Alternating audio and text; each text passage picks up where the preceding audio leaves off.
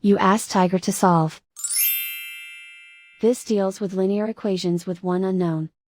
The final result is x equals -8. Let's solve it step by step.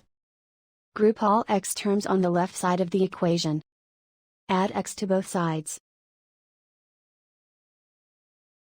Group like terms. Simplify the arithmetic. Group like terms. Simplify the arithmetic.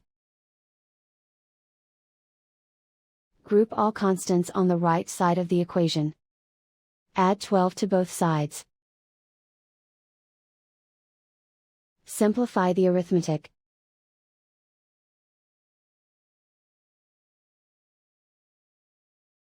Isolate the x. Divide both sides by 6. Simplify the fraction. Find the greatest common factor of the numerator and denominator. Factor out and cancel the greatest common factor. And so the final result is x equals -8.